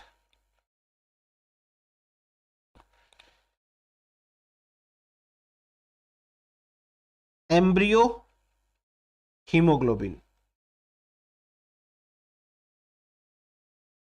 एम्ब्रियो के हीमोग्लोबिन 3 प्रकार के होते हैं, 3 टाइप्स। एक टाइप होता है, इसे बोलते हैं पोर्टलैंड, पोर्टलैंड हीमोग्लोबिन। इसमें क्या होता है कि 2 तो जीटा चेन होती है और 2 गामा चेन होती है, 2 जीटा 2 गामा, देख लो। दूसरा जो होता है इसे बोलते हैं गोवर वन। गोवर वन, गोवर वन में क्या होता है, 2 तो जीटा होती है और 2 एप्सिलॉन आ जाती है, गामा की जगह एप्सिलॉन आ गई। तीसरा प्रकार होता है, इसे बोलते हैं गोवर टू। गोवर टू के अंदर एल्फा आ जाती है और एप्सिलॉन की एप्सिलॉन रहती है। एक बार एल्फा आ गई ना, तो अब एल्फा तो चेंज नहीं होगी। यह है एम्ब्रियो स्टेज में। एम्ब्रियो से बड़ा बाद में आता है foetus, foetus haemoglobin. Foetus haemoglobin को अपन बोलते हैं फिटस या FHB। एफ का मतलब फिटस। इसमें क्या होता है कि अल्फा चेन तो 2 है ही है, 2 अल्फा के साथ में एप्सिलॉन की जगह गामा आ जाती है, तो ये बन गया फिटस HB। आपको बस इतना ध्यान रखना है कि फिटस HB एडल्ट HB की तुलना में,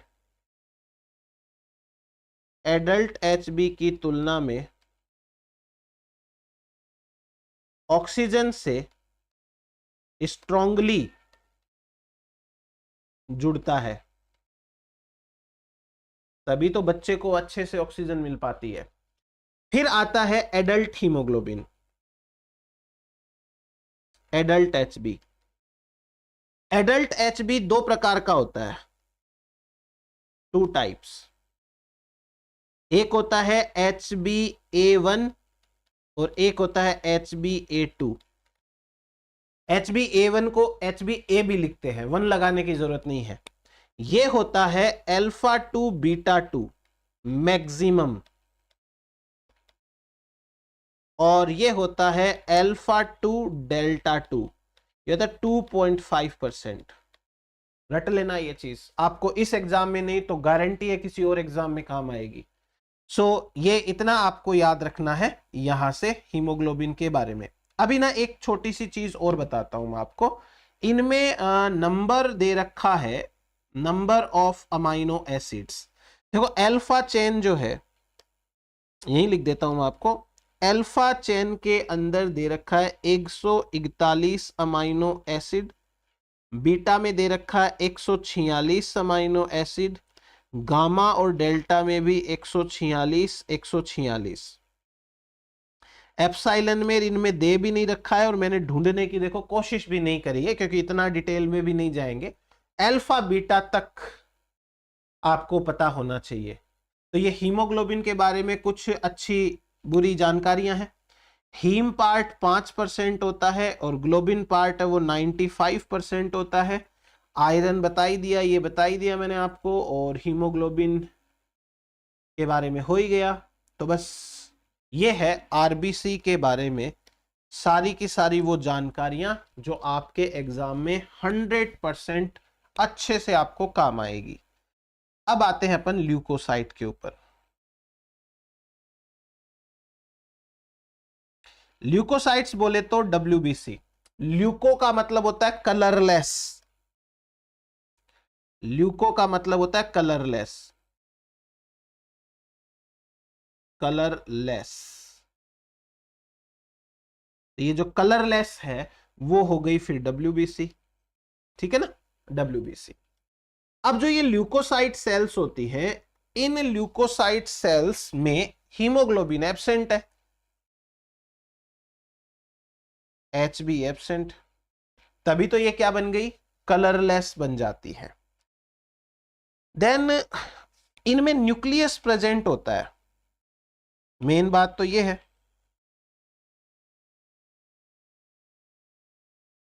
न्यूक्लियस प्रेजेंट होगा, ये इन्यूक्लिएटेड नहीं है। अच्छा, इनका अमाउंट देखो, ये 6000 से 8000 WBC पर mm³ इतनी होनी चाहिए। यदि इनका अमाउंट ज्यादा हो जाए, यदि ज्यादा, तो इसका मतलब है 100% कोई एलर्जी है, एलर्जी की वजह से या इन्फेक्शन की वजह से, बेटर इन्फेक्शन, इन्फेक्शन की वजह से इनका जो अमाउंट है वो बढ़ जाता है। 2-3 टर्म बताता हूं मैं आपको, जैसे एक है ल्यूकोसाइटोसिस, ल्यूकोसाइटोसिस, ल्यूकोसाइटोसिस का मतलब हो गया हाई नंबर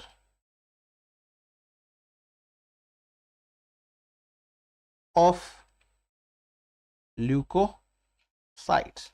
और ये क्यों होगा, इन्फेक्शन की वजह से, ऊपर बताया ना, ज्यादा नंबर इन्फेक्शन की वजह से होता है। एक होता है ल्यूकोसाइटोपेनिया, पेनिया का मतलब कम होना, ल्यूकोसाइटोपेनिया, पेनिया का मतलब होता है डिक्रीज होना, नंबर डिक्रीज, डिक्रीज।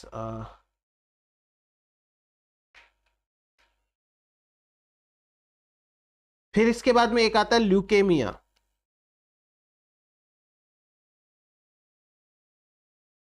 ल्यूकेमिया है वो ब्लड कैंसर को बोलते हैं,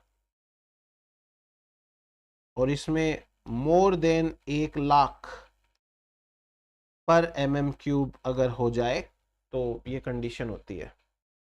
अगर अपन ल्यूकोसाइट्स के लाइफ स्पैन की बात करें तो ये उतनी ज्यादा जिंदा नहीं रहती, इनका लाइफ स्पैन शॉर्ट होता है, शॉर्ट लाइफ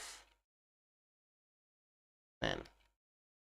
तो ये तो हो गई बात अपने पास में। अब टाइप्स की बात करते हैं अपन, टाइप्स ऑफ WBC। सभी को मिला के ल्यूकोसाइट ही बोल रहे हैं, और ल्यूकोसाइट का वैसे मतलब WBC ही होता है। सो 2 टाइप्स होते हैं इसके, 2 टाइप्स। एक होता है, इसे बोलते हैं ग्रेनुलोसाइट्स,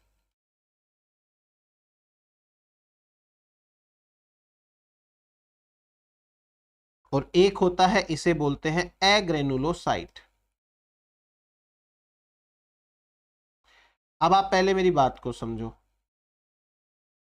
ग्रेनुलोसाइट का मतलब होता है जब साइटोसोल में छोटे छोटे ग्रेन्स प्रेजेंट हो तो उसे ग्रेनुलोसाइट बोलते हैं, और जब ग्रेन्स नहीं होते तो उसे एग्रेनुलोसाइट्स बोलते हैं।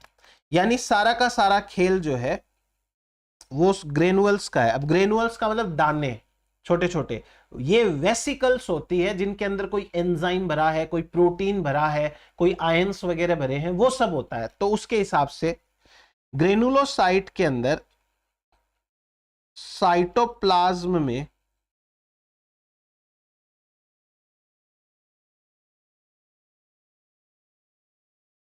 ग्रेनुअल्स प्रेजेंट होते हैं और एग्रेनुलोसाइट्स के अंदर ग्रेनुअल्स एब्सेंट होते हैं। ठीक है ना, ये तो हो गई एक बात। फिर दूसरी बात देखो, ग्रेनुलोसाइट्स की बात करते हैं। ग्रेनुलोसाइट खुद 3 प्रकार की है, 3 टाइप्स। पहला, इसे बोलते हैं न्यूट्रोफिल्स।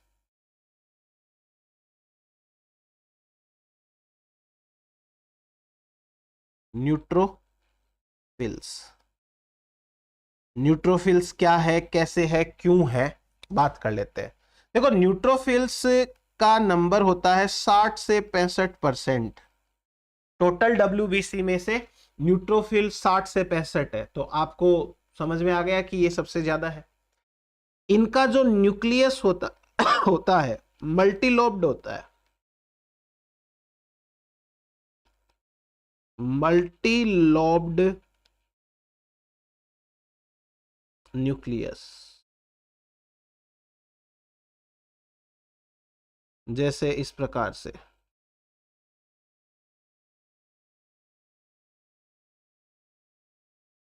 ऐसा सा कुछ न्यूक्लियस होता है इनका। न्यूट्रोफिल का काम है फेगोसाइटोसिस करना। न्यूट्रोफिल से वो फेगोसाइटोसिस करती है,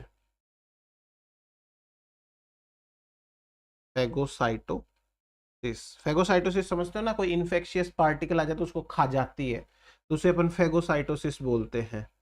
और ये डिस्ट्रॉय करती है फॉरेनर पार्टिकल्स को, डिस्ट्रॉय फॉरेन ऑर्गेनिजम्स। ये बैक्टीरिया आ जाए तो उनको मार देती है। एक चीज तो ये होती है। दूसरी चीज, दूसरे टाइप की सेल्स है।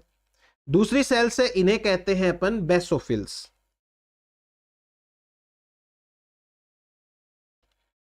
बेसोफिल्स, बेसोफिल्स की क्या कहानी है? बेसोफिल्स होती है 0.5 से लेके 1% के आसपास, इतनी होती है। बेसोफिल्स में 3 लोब का न्यूक्लियस होता है,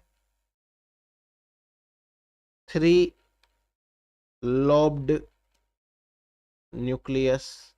तो जैसा ऊपर वाला डायग्राम बनाया वैसा सा ही बनाना पड़ेगा वापस से, और आपको कंफ्यूजन ना हो तो इसमें आप एक लोब और बढ़ा लो। मल्टी लोब्ड होती है तो उस हिसाब से ये बात हो गई हमारी एक चीज। फिर उसके बाद नेक्स्ट देखते हैं।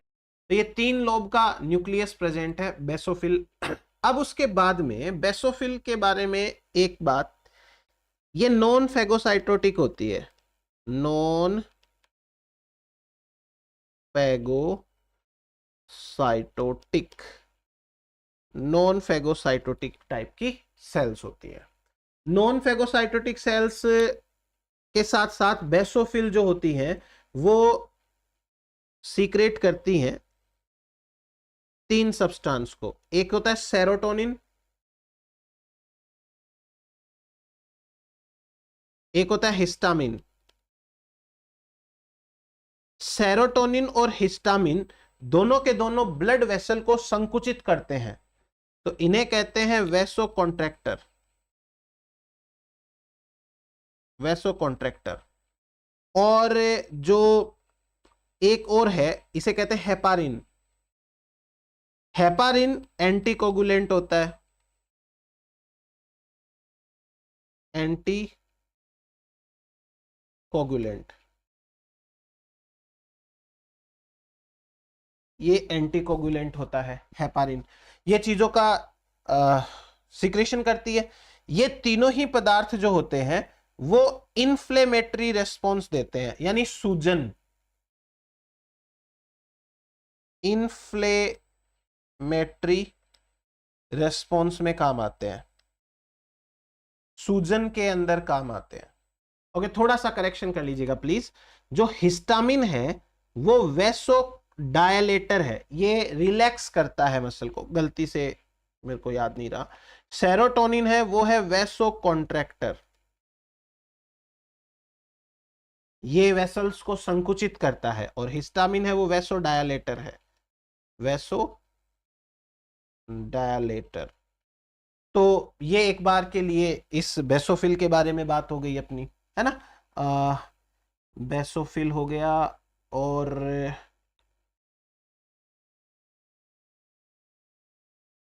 बेसोफिल में और कुछ भी नहीं लिखना है, ठीक है। तीसरा ये है इयोसिनोफिल,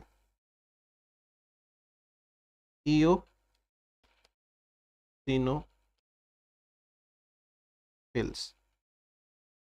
जो इयोसिनोफिल्स होती हैं इन्हें आप एसिडोफिल्स भी बोल सकते हो,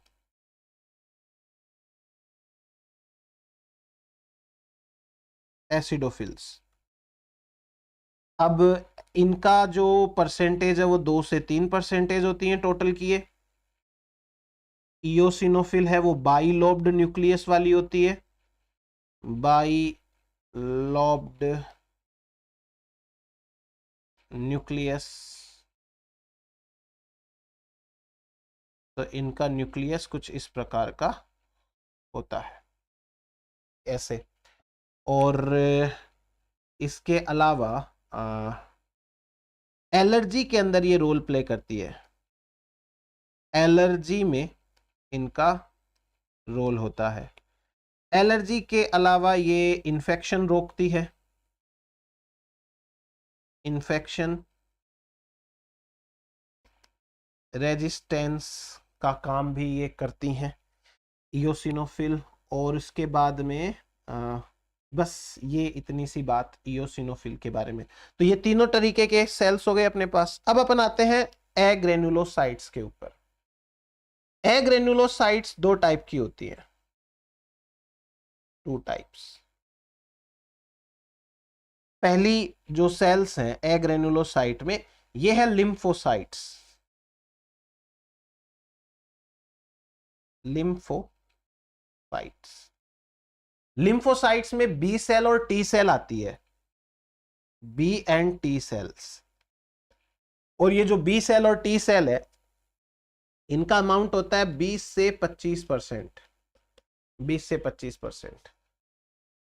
अब ये दोनों ही अपने अपने काम करती है, मैं थोड़ी देर बाद इनका अलग से वो बता दूंगा डिटेल में कि बी सेल और टी सेल में क्या डिफरेंस है। अभी एक बार इतना ही लिखो।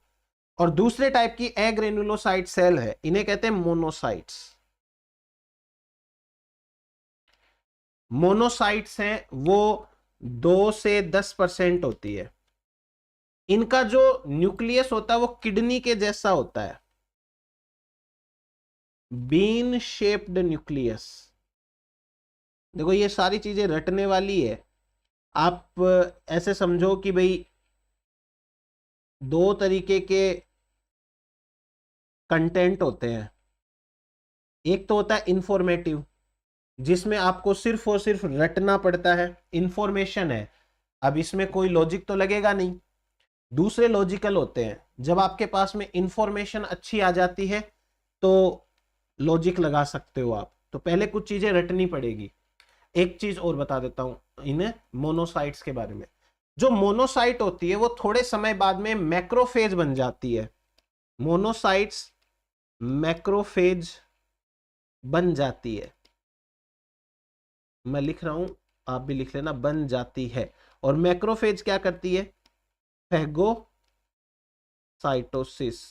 यानी कि ये फेगोसाइटोसिस दूसरे जो कंपोनेंट्स उनको पकड़ के खा जाती है, बैक्टीरिया बैक्टीरिया इन सबको।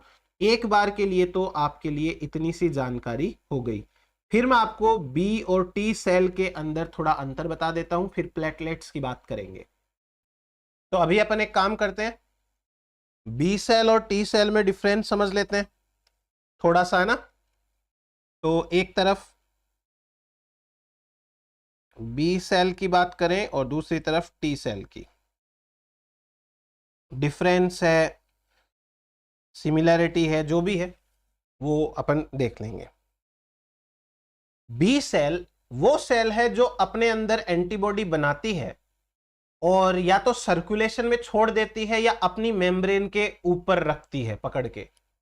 तो ये सेल्स एंटीबॉडी प्रोड्यूसिंग सेल्स है, एंटीबॉडी प्रोड्यूसिंग सेल्स।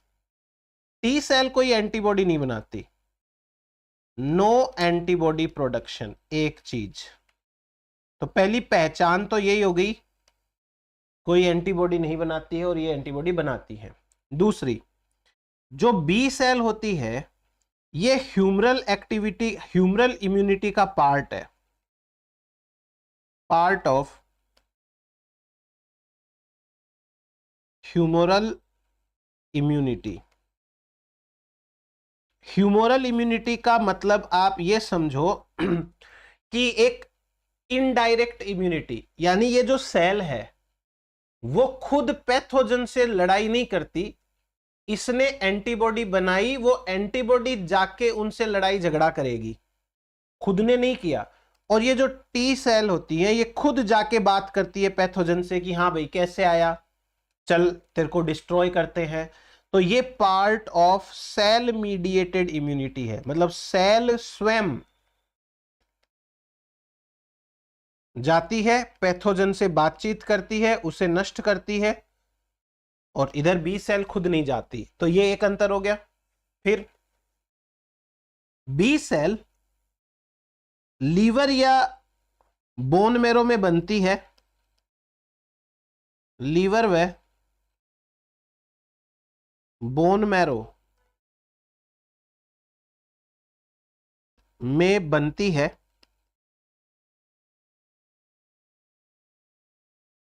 और बोन मैरो में ही मैच्योर होती है, और बोन मैरो में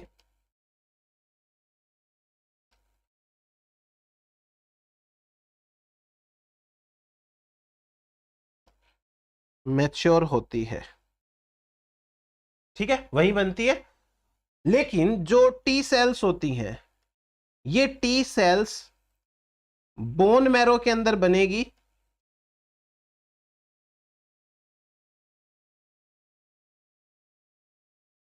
थाइमस में मैच्योर होगी, थाइमस में मैच्योर। तो ये अंतर हो गया इसके अंदर। देन उसके बाद में ये एंटीजन बनाती है और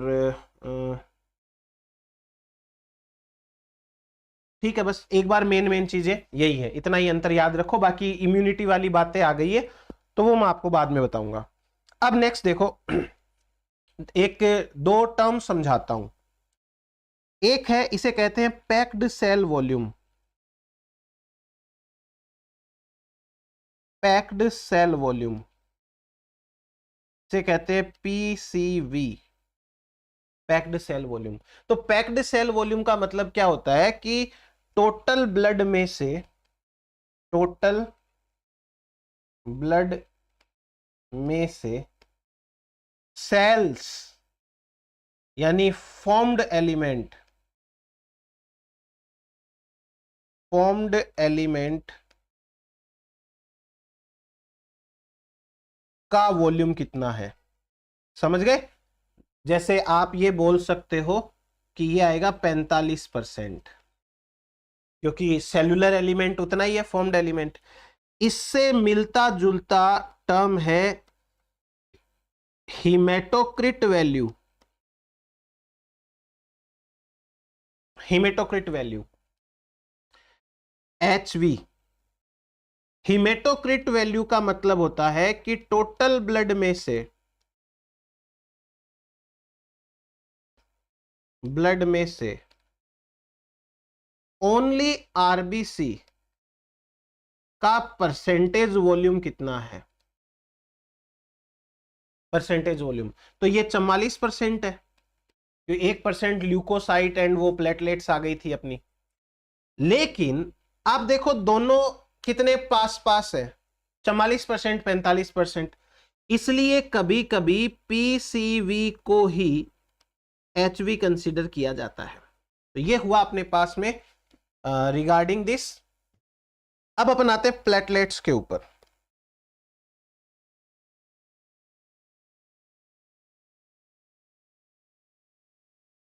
तीसरे टाइप का सेल्यूलर पार्ट है प्लेटलेट्स, उनके बारे में बात करते हैं। बोन मैरो के अंदर एक सेल होती है, बोन मैरो में एक सेल है और इस सेल का नाम है मेगा कैरियोसाइट। मेगा कैरियोसाइट, ठीक है। इस मेगा कैरियोसाइट की जो प्लाज्मा मेम्ब्रेन है, वो प्लाज्मा मेम्ब्रेन ऐसे टूटती रहती है और उस प्लाज्मा मेम्ब्रेन के अंदर थोड़ा बहुत साइटोप्लाज्म और दूसरी चीजें ऐसे आ जाती हैं। न्यूक्लियस नहीं आता, ये एन का मतलब न्यूक्लियस है, एन फॉर न्यूक्लियस। न्यूक्लियस नहीं आता लेकिन साइटोप्लाज्म आ जाता है थोड़ा सा। इन्हीं टुकड़ों को कहते हैं प्लेटलेट्स, या प्लेटलेट्स का दूसरा नाम है थ्रोम्बोसाइट्स। थ्रोम्बोसाइट्स। तो पहले तो आप ये समझ लीजिए कि प्लेटलेट्स हैं वो क्या होती हैं। प्लेटलेट्स मेगा कैरियोसाइट नाम की सेल की प्लाज्मा मेम्ब्रेन के छोटे छोटे टुकड़े हैं, बंद टुकड़े, वेसिकल्स है। अब मैं आपको प्लेटलेट्स के बारे में जानकारी दे देता हूं। प्लेटलेट्स जैसे पहला इनकी साइज की बात करें तो 2 से 3 माइक्रोमीटर होती है। इनकी लाइफ की बात करें तो ये 2 से 4 डेज की होती है, 2 से 4 दिन तक की ही होती है खाली। फिर उसके बाद में न्यूक्लियस इनके अंदर एब्सेंट होता है।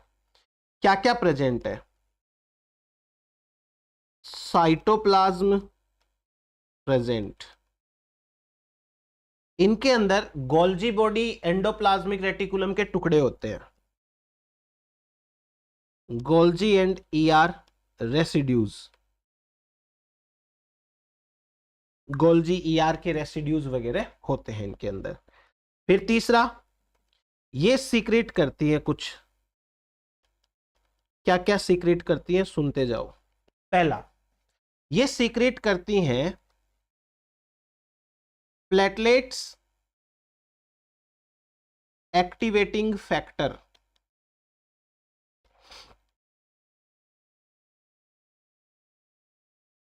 प्लेटलेट्स एक्टिवेटिंग फैक्टर ये सीक्रेट करती हैं एडीपी, एडीपी। और ये दोनों की दोनों चीजें ब्लड क्लोटिंग में काम आती हैं,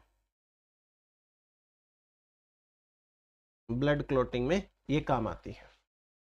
फिर प्लेटलेट्स के पास में actin protein, myosin protein and thrombosthenin protein होता है। थ्रोम्बोस्थेनिन प्रोटीन होता है। जैसे एक्टिन प्रोटीन और मायोसिन प्रोटीन मसल कॉन्ट्रैक्शन में काम आते हैं ना, वैसे ही ये तीनों के तीनों प्रोटीन जो है संकुचन में काम आते हैं। प्लेटलेट्स संकुचन में काम आते हैं, कॉन्ट्रैक्शन में, प्लेटलेट के कॉन्ट्रैक्शन के अंदर ये काम आते हैं। देन इसके बाद में अगर प्लेटलेट का नंबर कम हो जाए तो उस कंडीशन को बोलते हैं थ्रोम्बोसाइटोपेनिया।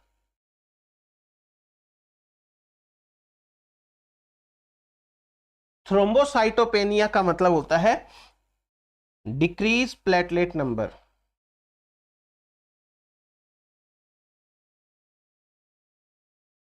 प्लेटलेट का नंबर डिक्रीज हो जाए तो उस कंडीशन को बोलते हैं थ्रोम्बोसाइटोपेनिया। और इनकी जो मात्रा है वो होनी चाहिए 40,000 के आसपास पर mm³।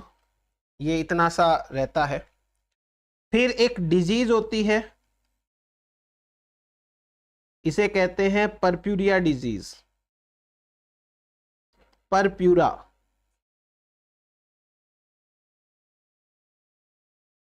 डिजीज। तो परप्यूरा डिजीज जो है वो प्लेटलेट नंबर कम होने पर होती है। प्लेटलेट नंबर डिक्रीज हो जाए तो उसमें होती है। फिर उसके बाद में ये प्लेटलेट्स है वो सेरोटोनिन भी रिलीज करती है, ये भी एक ऐड कर लो, सेरोटोनिन। और इसके अलावा एक और है थ्रोम्बेक्सिन ए। थ्रोम्बेक्सिन ए ये भी ब्लड क्लोटिंग के अंदर काम आता है। ये प्लेटलेट्स द्वारा और प्लेटलेट एक्टिवेटिंग फैक्टर्स वगैरह वगैरह और भी बहुत सारे होते हैं। अच्छा, ये जो नंबर है वो इस डिजीज में होता है। नॉर्मल काउंट देखो इनका, नॉर्मल काउंट है 1.5 लाख से लेके 3.5 लाख पर mm³। इतना तो होना चाहिए। मलेरिया के अंदर जो है वो आपको पता ही है, प्लेटलेट काउंट गिर जाता है। फिर कोई कहता है पपीते का जूस पियो, कोई क्या कहता है, कोई क्या कहता है। ये चीजें फालतू होती हैं। दवाइयों से ही इनका नंबर बढ़ेगा, या फिर वैसे प्लेटलेट्स हैं वो चढ़ानी पड़ती है ट्रांसफ्यूजन, ब्लड ट्रांसफ्यूजन करके, तब होगा ये ऐसा। सो ये अपने पास में इतनी बातें हो गई। अब है ना, मैं आपको एक और चीज बताता हूं। देखो, एक आरबीसी होती ना, चलो मैं इसको हीमोग्लोबिन वाले में ही लिख देता हूं क्योंकि उसी से रिलेटेड है। कोशिश करते हैं हीमोग्लोबिन वाले में एडजस्ट करें। कहां पे? हीमोग्लोबिन, हीमोग्लोबिन में, चलो इधर लिख लेता हूं। एक आरबीसी में 29 पिकोग्राम हीमोग्लोबिन होता है। पिकोग्राम, पिकोग्राम का मतलब हो गया 1 पिकोग्राम का मतलब हो गया 10⁻⁻12 ग्राम, उसको पिकोग्राम बोलते हैं। इतना सा हीमोग्लोबिन होता है। हमारी बॉडी के अंदर 3 × 10⁻13 आरबीसी है